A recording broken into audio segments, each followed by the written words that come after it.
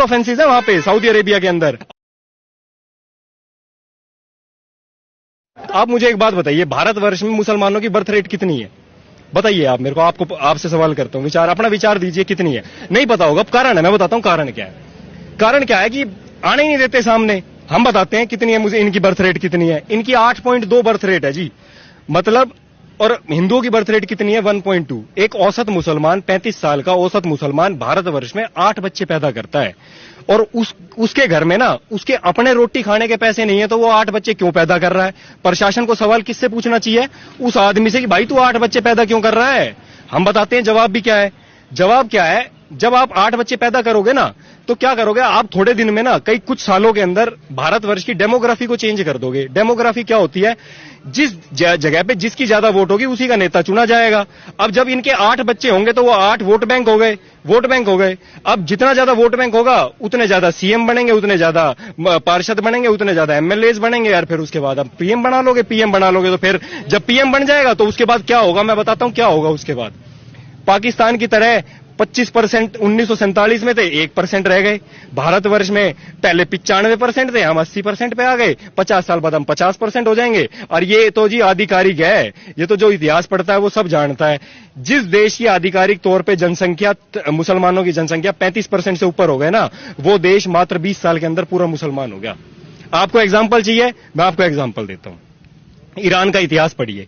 Iran Persian country था, वहां पारसी लोग रहा करते। कोई दिक्कत तो नहीं है ना? टाइम ले लूं थोड़ा सा। पर्शियन देश था। भाई भी सुन लेंगे, मैं इसलिए थोड़ा सा इसको बढ़ा रहा हूं क्योंकि जरूरी है जानकारी। ईरान पर्शिया देश था, पर्शिया बोला करते। वहां पर्शियन लोग रहा करते, जैसे हिंदू है ना यहाँ पे आज, वैसे वहां पर्शियन लोग रहा करते। ये वहां पे गए, इन्होंने क्या किया? 4 शादियां करी। 4 शादियों से 20 बच्चे पैदा करे। अब कुछ टाइम में जब एक समाज 20 बच्चे पैदा कर रहा है और एक समाज 2 बच्चे पैदा कर रहा है, तो किसकी जनसंख्या बढ़ेगी? जो 20 कर रहा है। तो इन्होंने 15 साल के अंदर ईरान की डेमोग्राफी चेंज कर दी। वहां जो पर्शियन पहले मेजोरिटी में थे, वो 15 साल के अंदर वहां माइनॉरिटी में आ गए। ठीक है, वो माइनॉरिटी में आए तो पूरा देश आज मुसलमानों का है। इराक में क्या हुआ था? 17 साल के अंदर इराक में कौन रहा करता है? ईरान में रहा करते ज़ोरोएस्ट्रियंस। ज़ोरोएस्ट्रियंस एक हिंदू की तरह एक पहले सिविलाइजेशन हुआ करती, मेसोपोटामिया बाबिलियन सिविलाइजेशन उसको बोला करते। इराक के अंदर और इजिप्ट के अंदर वही लोग रहा करते। ये वहां पे गए, इन्होंने वहां भी यही फॉर्मूला लगाया, 4 शादी 50 बच्चे, और उसके बाद नेता अपना, उसके बाद देश अपना। अब इसी सीक्वेंस में इन्होंने ईरान को पहले, फिर इराक को, फिर इजिप्ट को, फिर आप मिस्र का इतिहास पढ़िए, आप जॉर्डन का इतिहास पढ़िए, आप इंडोनेशिया का इतिहास पढ़िए, आप थाईलैंड का इतिहास पढ़िए, आप मलेशिया का इतिहास पढ़िए। आप कौन से 57 मुल्क बना लिए इन्होंने, जहां कि एक भी मुल्क में नहीं थे। प्रशासन को किससे सवाल करना चाहिए? भारत की सरकार को और वर्ल्ड की जो गवर्नमेंट है उसको किससे सवाल करना चाहिए कि भाई तुम किसको भगा भगा के अपनी कंट्री बनाए जा रहे हो? अब इनका एजेंडा भारत में चल रहा है। भारत में हिंदुओं को क्या दिखाया जाता है? उस पे रेलवे स्टेशन पे लिखा रहेगा बड़ा बड़ा पैम्पलेट, हम 2 हमारे 2।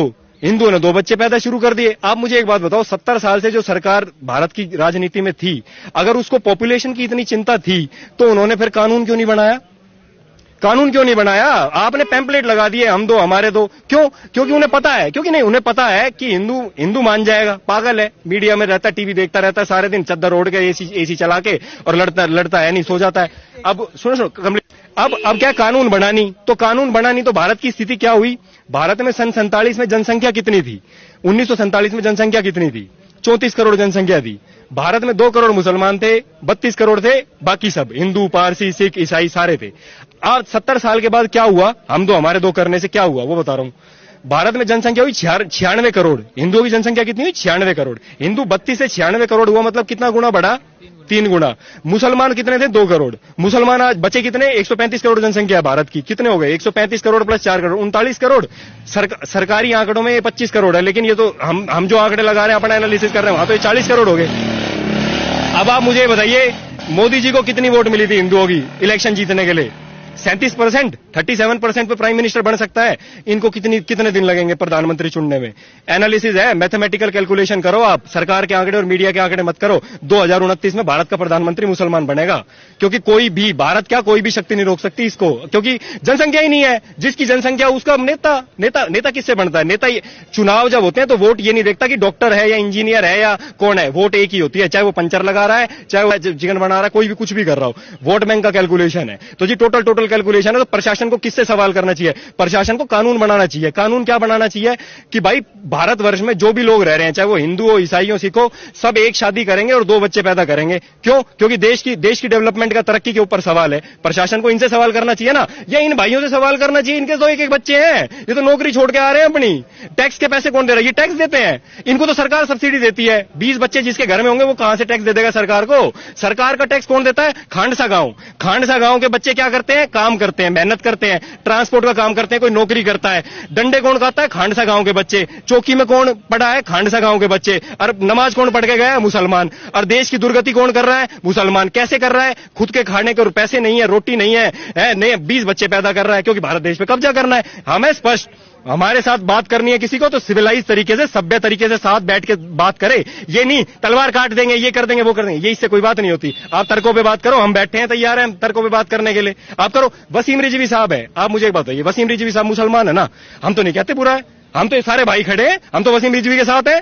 कुरान के अंदर से 26 आयतें हटा दो, वसीम रिजवी मुसलमान है खुद। उससे अच्छा वो तो शिया वक्फ बोर्ड का चेयरमैन है, उससे अच्छा इस्लाम का अध्ययन किसने किया होगा? आपने भी नहीं किया होगा।